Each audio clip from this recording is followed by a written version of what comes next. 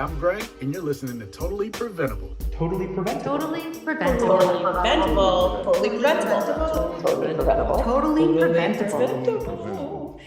Hey, Polly. Hey, Greg, how are you? I'm doing good. How about yourself? I'm doing well, thanks. You're here again. Season 2. Season 2. New location. Yep. Season 2. Who that? Who that? Who this? Who Who that? New phone, new season. Who this? So we have a very, very energetic guest on today. Really, I met our guest a few years ago, and just as soon as he entered the room, you were interested in what he had to say. And I am talking about the co-founder, executive director of Fab Newport, Mr. Steve Heath. I am very excited to meet Steve. I have never met him. Mhm. Totally interested in Fab Newport and makers. I have some maker kids. Oh, yeah? So I don't know how I don't know more about Fab Newport. But so I guess that's good. So hopefully we can connect parents with how to get connected to Fab Newport. Right. What is a maker? Can I ask that? Who are the makers in your household? Who are the makers? So Yeah.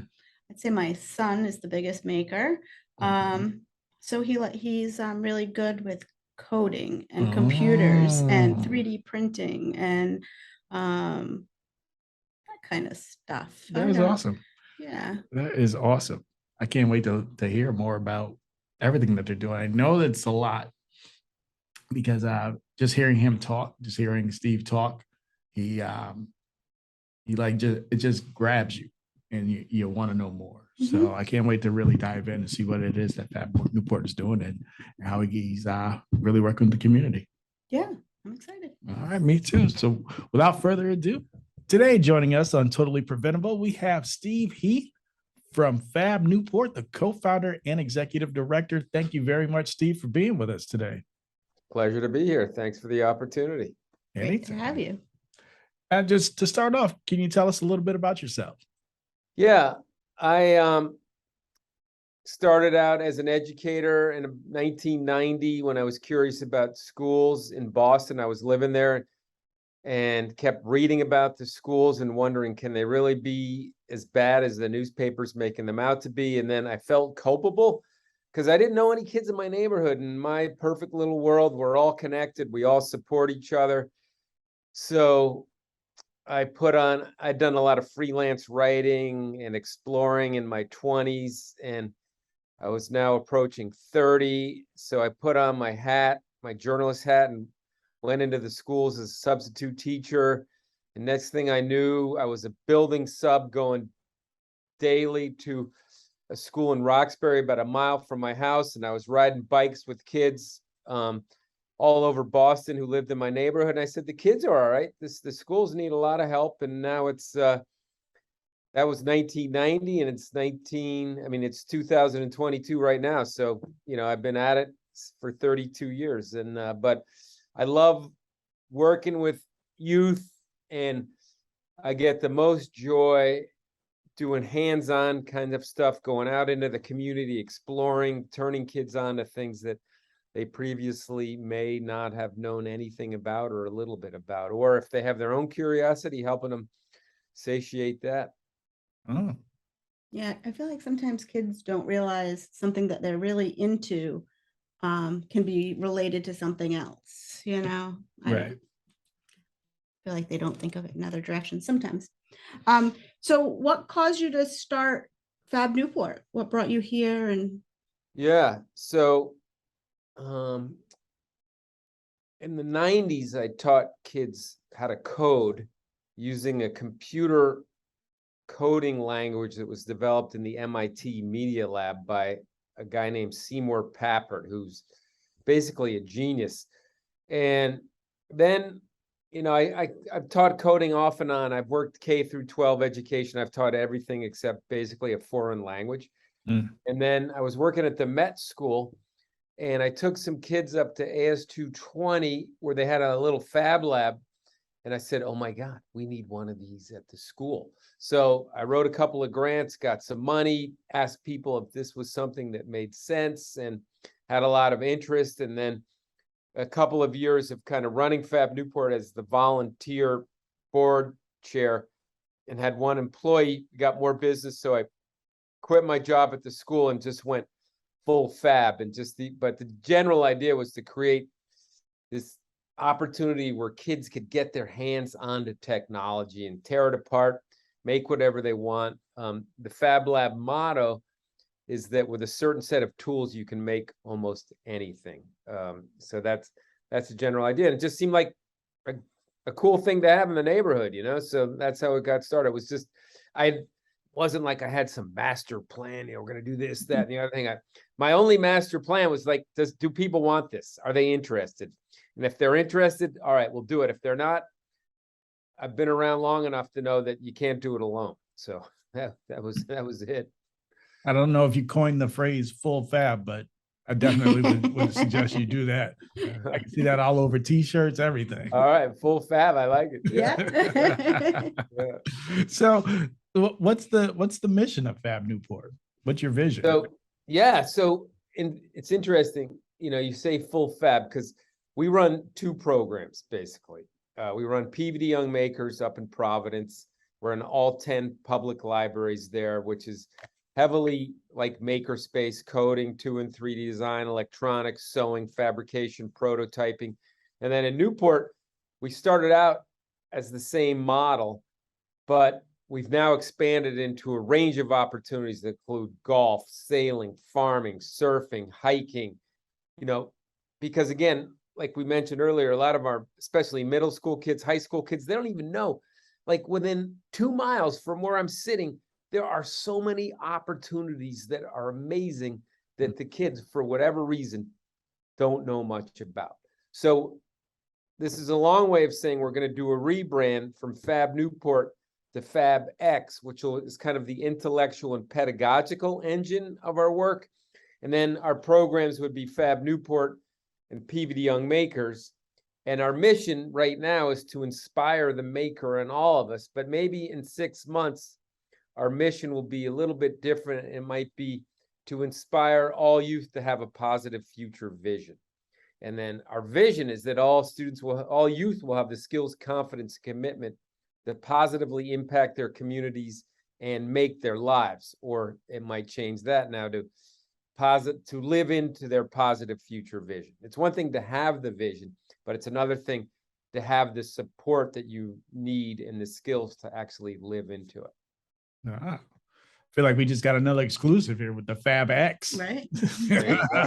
You heard it first. Yeah, and kind of what we think about are, what are the key ingredients to make a life? And, you know, like I might sound like I make a lot of this stuff up, but I do a lot of reading, I do a lot of listening, I do a lot of talking to people. So most of what I say is grounded in research, but I kind of synthesize things. And so, and one of the reports that we've hung our hat in is a report that comes out of the University of Chicago Consortium for Public School Education, something like that. But they wrote a seminal paper on the foundations for young adult success. And what they say is that what our young people need are competencies.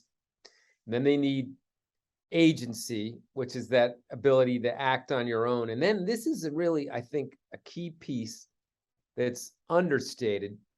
And then I was just reading an essay in the New York Times about it just before I got on with you guys, is identity, right? Because like, are we doing things for the reasons that make sense for us, right? Like, and in this essay, the writer was interviewing a woman who, you know, feels like she's an artist and she's not sure what her identity is from a gender perspective, but instead of encouraging people to explore those things, kind of historically, we want to pigeonhole people, right? And so it's just, you know, so your positive future vision should be truly grounded in who you are and who you think you might become. Of course, that could change, and we want to do everything in our power to make sure young people have the diverse range of experiences so they can explore their identity, right? Don't wait until you're 30, like do it now, right? And we know our middle school kids and high school kids, we want to encourage them to take risks. And we don't want to box them in. We want to let them out. Well, we can offer them good counsel and offer a set of experiences that might support them. So I'm not sure where I was going with that, but that's what we're up to. You might be my new best friend, Steve. Sorry. I didn't know farming was even in the mix. We have a small farm too, so I'm like, what, farming too? That's Yeah, because we want to think about food systems, Yeah. right? Like, and if you're going to be healthy, if you're going to be preventative, it means eating well, right? Yep. And we see kids who are getting free and reduced lunch, walking to school every day, stopping at Cumberland Farms, spending pocket change on bags of processed food, right? Like, what's that all about? Right. Right. So we saw on your website that there is a Fab formula for success, which I don't know what it is, but I just love the term. I asked Greg if he made it up. I saw that I said, did you make that up? I almost stole it. I almost stole the credit. Yeah. So you want to know what that is? I do, yes. All right. Yeah. So it's based on what I just said about the agency, the identity, and the Okay. competency. But it starts with this. We run a program and people show up, young people show up. And the most important critical ingredient to start, is it engaging, right? They're not going to come back if it's not, right? Right. It doesn't matter who's running it. Like, if there's something cool to do in this little white room, the kids are saying, wow, this is cool, right? Yeah. Right. Whatever it is. So they come back, and maybe they come back 2 or 3 times, and then they look around, they say, like, who's in charge here, right? Like, what's going on? And so with that becomes trust. Okay, so you've got engaging programming with trust blossoming, and then with trust in place, many more things become possible, right? Opportunities abound, right? So, and also in there is belonging. Belonging is key.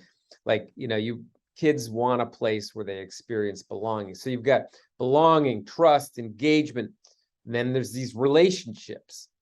And so then, whether it's a month down the road or 3 months down the road or 6 months, and then you say to some kid, have you ever been surfing? And the kid says, what? No, I don't even know how to swim, or I've never been to the beach. Next thing you know, you got a kid surfing, right? But they're not going to do that. You're not going to take some kid, they want to go on surfing today, right? So that, and then all of a sudden, when you have that in place, then you can get into a deeper exploration about what the kids are interested in. And then you can start shepherding more opportunities or have deeper conversations and get to know a parent, and then start to have things, like say, what competencies do you want to grow? What about your identity? What are you questioning? You think you want to be a musician, but you don't have the confidence. Well, let's go meet a couple of musicians, because I can promise you, just about every musician in the world has had a crisis, identity crisis, right? Mhm. I can't do this, right? So that's kind of, and then the whole thing is back to the triangle. Are you developing your agency? Are you growing a set of competencies that will allow you to bring your positive future vision to life? And then, is it really who you want to be? Is that part of your identity? Is that what you're looking for? So, and you got to keep revisiting those things also. Wow. Now, I heard you mention like the PVD makers in the libraries. Is Fab Newport Fab Newport, is it just an after school program, or is there school involvement as well? So I'll give you a quick sketch of the programs that we have going on. And then even before I do that, I'll say organizationally, we have a 3-pronged strategy. One is model programs, so engaging programs that are working with kids, ideally from middle school right through high school, because we want long-term relationships. That's how you build the trust. And kids in school are pretty much on a treadmill of relationships, 5th grade, 6th grade, math, science, you're changing. It's like, how are you going to build stable relationships on the kind of treadmill of those school-based relationships? So we want to be the antidote to that. So at Providence, 10 libraries with after-school programming. And then we run 3 days of school-based programming at the Met School. We teach kids 3D modeling where they earn an industry certificate. And then we run a design, make, manufacture program where we're partnered with Project Invent. And then we run a teen intern program. So kids who find us in the libraries or come to us through a school, we pay them to work 8 to 10 hours a week in the library. And what they do is they develop a full set of makerspace skills, and then they either support or run programming in the libraries that would increase our capacity. And they also provide, that program provides a tremendous opportunity for kids to develop those social emotional skills, because when you're working with other people, it's like, that's how you really get good. It's how you think about what you know, refine your learning, develop empathy, gain confidence. So we've had kids who have started with us as freshmen in high school and are still with us as seniors working in our teen intern program. And then like in the libraries on an annual basis, there might be like 5,000 kids who come through the libraries who are somehow touched by our program, but we work with about 100 kids kind of on a more intimate basis where we understand kind of their identity and what their positive future vision is and what they're shooting for. And then in Newport, we run All Saints Academy STEAM program. So we're over there a few days a week. Got Chris Gross and Ellen Pinnock are at Thompson Middle School 2 days a week running a Heart Club program where kids who have often been referred to the dean or whatever have a chance to just kind of decompress and just talk and kind of just relax. And then we, after school, Orlando runs his golf program 5 days a week. In the lab, we've got jewelry making, graphic novel, microbit, Fab Factory. And then on Fridays, we have open lab with, we're partnering with the Boys and Girls Club where kids can do, you know, wood shop, any of the stuff that we have, or just play basketball or do art, music, all different kinds of things. So that's a sketch of kind of what we're up to. That's awesome. Yeah. So if I lived in Newport County, I do live in Newport County, but if parents are interested in getting their kids involved, or I don't know how many kids we have listening, but if someone is interested in having their kids involved, how do they go about it? How do kids get involved? Yeah, so they could, our website we're redoing, so it's not perfect, but one of the things you can do is look on the All Course Network website and look us up. So we run a bunch of classes that are available to any public school or any student actually in Rhode Island now. It used to be just public school, but they've expanded. And that's run through the Rhode Island Department of Education. I would also suggest come by on a Friday from 3 to 5 for Florence Gray Fridays and get to know us and, you know, just do one of the activities and see what you think. And parents are welcome to come by on Fridays too. And, you know, it's kind of a little peculiar, I guess, in the sense that all our programming is basically free. So we're generally working with families and youth who don't have, you know, extra money to sign up, you know, to pay $300 for a class or something like that. But we run a summer program. We have a 6-week Newport experience where last summer we had 100 students, 100 youth, and 10 learning teams ranging again from some of the things I mentioned, from golf to art to music to hiking to surfing to farming to doing, you know, STEAM stuff in the lab.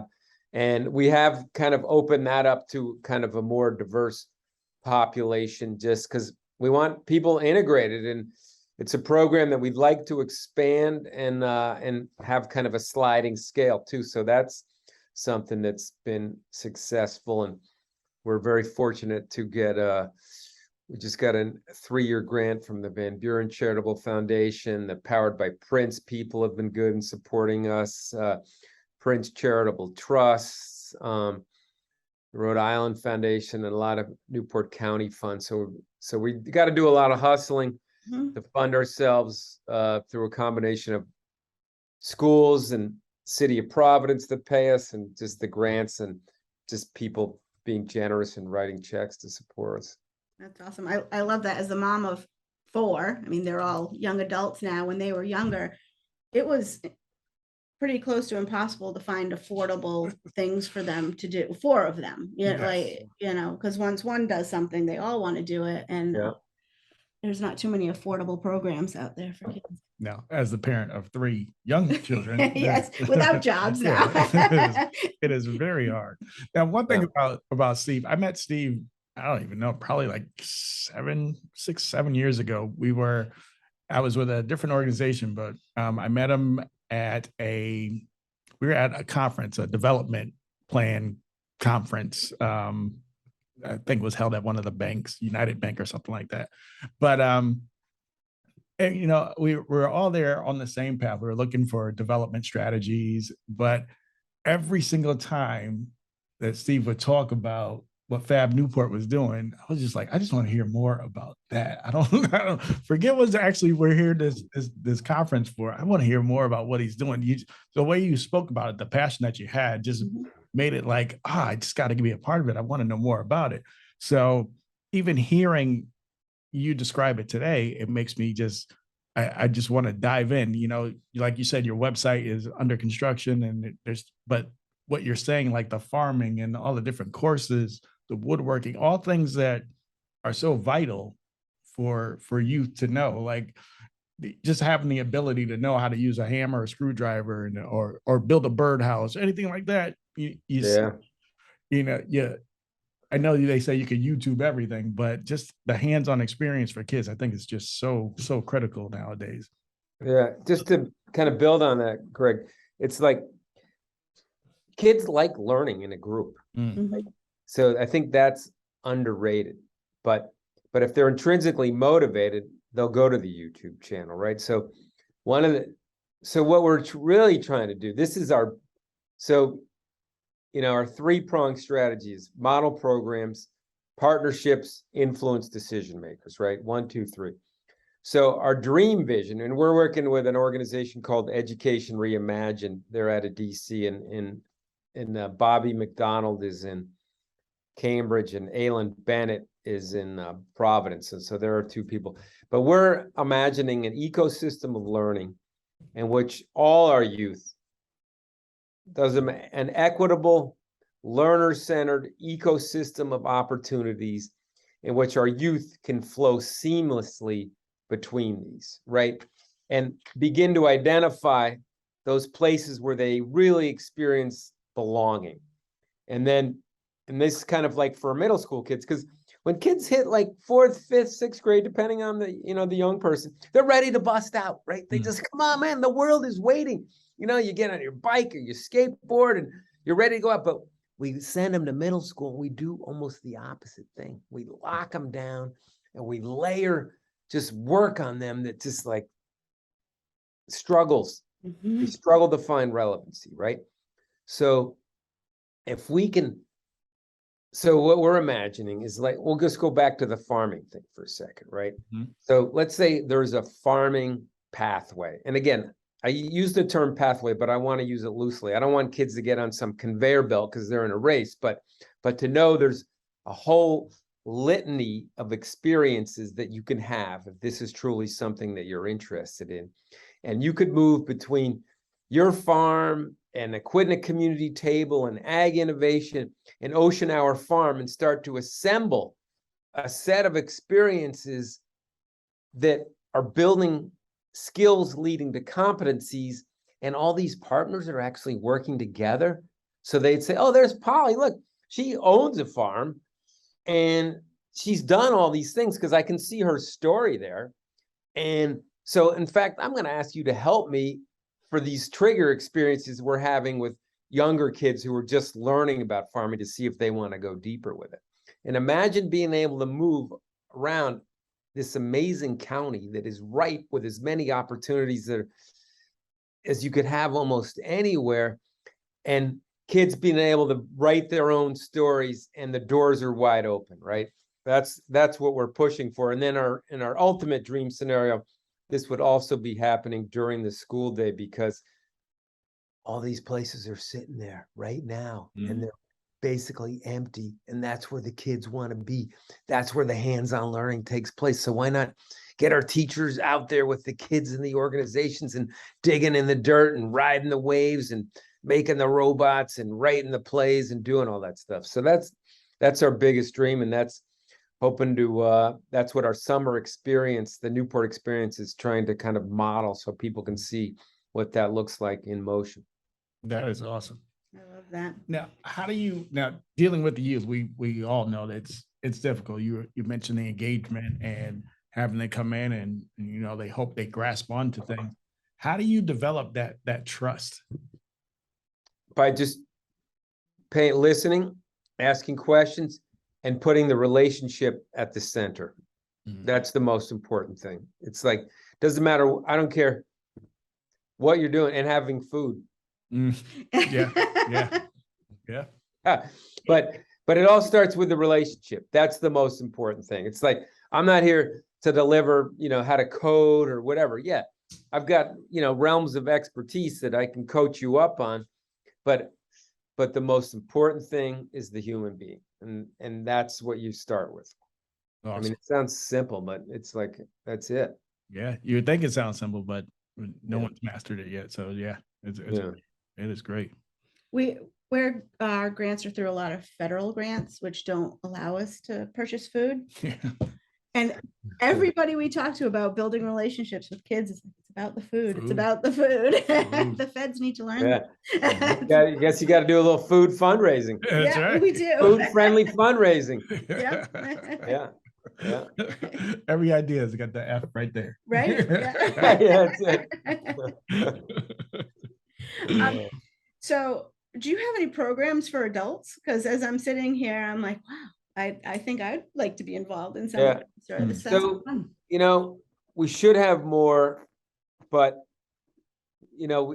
what happens with the adults, and we tried this earlier on, we were founded in 2013. It's like, say, all right, we're going to have a 2D design for, holiday people or, whatever.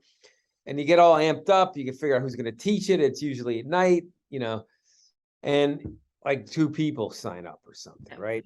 So, but we want to, like, and I open the space. If somebody wants to do something, they know how to do it. I just invite them in, and people are always welcome to come in and see what's going on. If they take to it, we'll do whatever we can to support them, but we're not set up for like those small group things right now. And we'd like to be, but and one of the things we've done is we have a couple of new rooms that are kind of designed to be office space. So hopefully during the day we can get adults in and stuff like that, but haven't perfected the adult thing yet. Adults are nowhere near as fun as kids.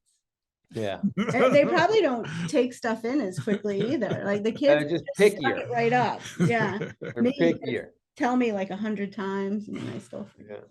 I don't know whether to say you're right or I feel insulted. I don't know. Now, is there a duration for your programming? Yeah, that's a good question. So we run kind of a fall semester program, a spring semester programming, and then we run summer programming. So we go year round. And as I mentioned earlier, some of our program runs during the school day, after school, and then in summers. Yeah. So we're pretty much flat out, and which is tough on the staff, but we've tried to figure out a way to give people 6 weeks off, and 4 of those weeks are contiguous. So it'd be like kind of during Christmas time, kind of mid to late June, late August, early September, and then there's one other week in there. So that way we're all kind of off, and the emails aren't flying around. You know what that is? You're on vacation, but I don't want to look at my email. But it's right. Oh yeah. And then you could just pick your days. And truth is, people probably aren't taking all that time off, but at least we want to offer, because it's hard to pay people competitive wages. But we're doing what we can. We've got a team of 12 people, and so it's it's a lot, but it's what we're doing right now. We got enough for today. Right. Yeah. As a parent, those three that you rattled off are very important. The Christmas, that holiday rush is you Yeah. need that time. June, right after school gets out, you need that readjustment time. And Yeah. then September, right before school starts again, you need Yeah. the readjustment. So those Yeah. three, if that's all it was, I can, speaking as a parent, those Yeah. are great picks right there. Great job. So if a kid starts a program, this was something we always struggled with in our household, starts a program, thinks they're really going to be into coding, and isn't their jam. Do you guys have an option for them to switch, or do you encourage them to stay with that program until they finish and then try to find something else that intrigues them? Or Yeah, so we try to build all our programming so the young person would have a reason to come back in some way, shape, or form, because we want to keep checking in with them and saying, like, how you feeling about, your skills, or what's your. So here's an interesting story. So we'll call him David. Lives in the neighborhood, been coming to us for years. Maybe some school challenges with like learning challenges, right? Mhm. And in 8th grade, I asked him what his positive future vision is. He's going into 8th grade, and and I say, like, what do you imagine like beyond high school? Can't even imagine. He just and I didn't ask him this, but my hypothesis is that he just maybe because his reading and writing, weren't so great, just struggled with it. Next year, freshman in high school, first semester, and this is after his second summer of surfing, which he had no experience with, and he loves it, right? And he's getting good at it. He's teaching other kids how to surf, right? Mhm. He's like, I want to go to college on a basketball scholarship and this and that, and he's all psyched up. And he goes, oh, by the way, I got my report card back and I aced everything, right? Mhm. Next year later, and this was like 3 months ago, something like that. Is David, hey, what are you thinking about? He's like, you know what? I realized like the basketball scholarship is a long shot. I'm thinking about physical therapy or maybe something to do with math, right? Wow. Math. So you got to stay with it, right? Yep. But you want the kid to dream big, but just keep checking in and sort it out. So this is a long answer to your question, Polly, but if the kids like us and this and that, we're going to find something for, right? That's we feel our job, whether it's here or at the bird sanctuary or at Sale Newport or at Ag Innovation or at Ocean Hour Farm or wherever it is. We want to be, grow this ecosystem in a way that the kids can find the opportunities wherever they go. And so the way we think of opportunities are they start with trigger experiences, which you never done theater. Hey, check it out. If you don't like it, forget it. Let's go somewhere else. And then they become curious. And so you have a deeper level of experiences and then become motivated. Then maybe you're in a workshop or a class that goes a semester or year, whatever. And then you're intrinsically motivated. And then boom, you're mixing it up with mentors, professionals, peers, maybe doing projects that impact the community. You're involved with jobs, shadow days, internships, those kinds of things. So that's the way we think about layering a set of experiences that lead into deeper opportunities and growing those competencies, agency, and your identity. Well, I just, Deep thought. yeah. No, I'm curious because listening to what you're saying, and I think I would know the answer to this, but just from that example, how does Fab Newport define success? If you're living into your positive future vision. So if it's like David, we'll just go back to David, for example. It's like, all right, what are you thinking about? What have you done like recently to bring that about? What are you thinking about doing in the future? And who are the people? Who's your team that's going to support that? And is it really what you want to do? Are you doing it for someone else? So it's like, are you living into your positive future vision in a way that you're going to be doing things to support it, and you have the people that can to help you bring that to life? Because there's so many opportunities to get tripped up along the way, right? So many obstacles, from transportation to food to healthcare to just not knowing how to ask for help. And those are things that we often overlook. And that's one of the critical things that we all need to think about as a community. And how do we all work together? And imagine if the entire community were working together to say, who's on Polly's squad, right? Who's on Greg's squad? Who's on Steve's squad? Like, and who's checking in on a regular basis? And so it's kind of those ingredients, but it comes down to having that vision and making sure you're working on it and you have the team in place to help you bring it to life. Awesome. Is that a harder sell with parents? I'm thinking of like my own kids. I'm very supportive of whatever they want to do.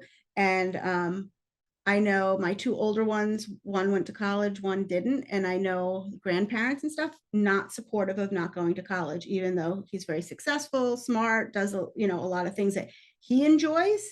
That's not an acceptable pathway.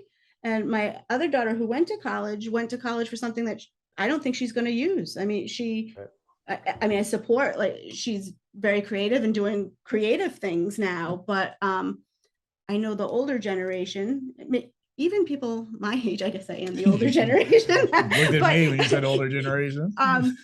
Like, happiness and things that you love isn't always like what you should be thriving for. You should be making a living of something, doing important, not that maker stuff isn't important, it's very important, but it's often not the pathway a lot of people think you should go. So here's the deal. I think you're asking, like, well, let me just say this. So the key is the student agency, right? And it's like, to keep having the conversations with the kids so they take ownership over their story, right? And they are educated in the opportunities that exist in their areas of interest, right? So here's a story about a young woman who was interested in cosmetology, and with some of her, adults in her circle, they said, well, maybe this isn't the greatest pathway for me, actually, in terms of like economic opportunity, but it could be. I'm nothing against cosmetology, but they looked at the skills that were involved in what she was good at, and they said that could be transferable to website design. And so, but really, to go back to your question, it's like, if a young person is talking to their parent or their grandparent and they say, this is what I really enjoy doing. Here's the people have supported my journey so far. Here are samples of my work. And this is why I love to do it. And I've already been engaged in the community in multiple projects on a variety of different levels. Like, if they say no to that, well, too bad. But giving ownership to the kids and letting them but coaching them to be able to be their own best advocate. Mm-hmm. Agreed. Yeah. And you can always go back to college. Like, how Right. cool is it for the person who works for 2 or 4 years and says, now I'm ready to go to school? How hungry are they going to be? And like, I don't know your daughter, but there's probably going to be a stage in her life where she might go, oh man, maybe I should have studied ever. Right. Right. She used to have, her name is Cleo. She used to have Cleo's Cluckers, and she had 400 chickens at one point, and was able to sell eggs for $5 a dozen on her system on the end of our driveway. And it was a lot of work. And she thought it was a lot of work. I heard her say the other day, she has a supply chain degree from URI. You know what? Maybe I should get chickens and do eggs again. And I was like, yes, Cleo's Cluckers, yes. So yeah, yeah, you never know what you're going to learn when you're younger and take a lesson out of, I think. Yeah, and think of come back. supply chain. Think of supply chain as like, there's so many places that skill set could be used. Yes. Yeah. Yeah. Because it's really a way of thinking, right? If she's orderly and organized and is facile in spreadsheets and can communicate, like she could be an asset in a variety of different arenas, including creative endeavors, right? Because Mhm. how many creatives need help getting organized, right? Yep. A Got those lot. chickens all lined up. Right? Yeah. I think we saw during the pandemic how important supply chain Yes. management. Yeah. Yeah. Yeah. We all learned that the hard way. Yep. So it doesn't have to be boring stuff. So the No. challenge for her is to Fine. find a company that she really likes and say, I've got this really cool skill. Could you use it? Mhm. And then maybe she gets her shot in a cool business. Right. So what can we do for you? What does Fab Newport need from the community? How can we help out? Yeah. So we want people to stay tuned. Our goal is in probably early December to have kind of an ecosystem gathering. I won't go so far as to call it a summit. So what we're working on doing is we're probably going to hire a consultant to put the framework in place. So if you are a partner in the ecosystem, you're kind of agreeing on like a student-centered pedagogy, right? We're agreeing on a network of pathways. So even, if you guys are thinking of prevention,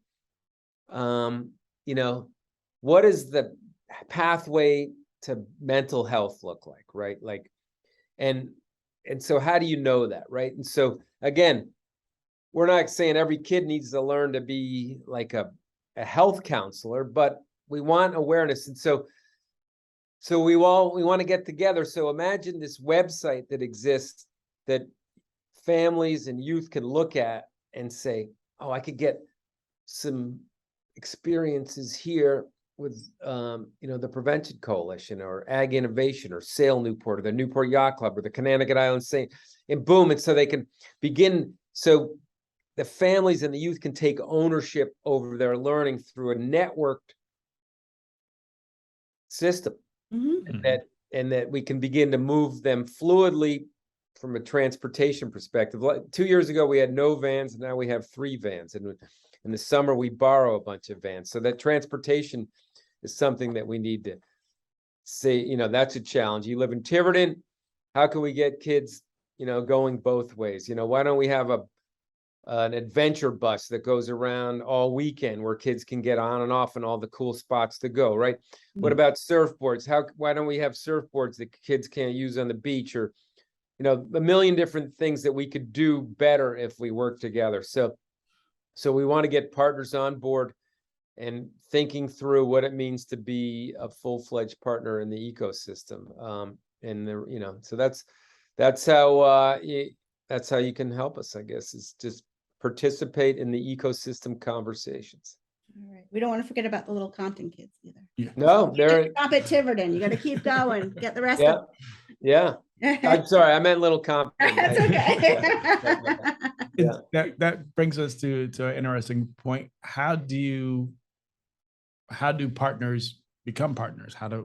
What's the best way to contact? What's the Just you can email me, steve@fabnewport.org, and then think about things that you're already doing or things that we could design together, either as trigger experiences, as those who are a little more motivated, or opportunities for kids who are intrinsically motivated and might already be interested in your field. And another way that you could help us is we have this platform called Be Unbound, which is, so you guys are, I don't know, do you call yourself mental health workers?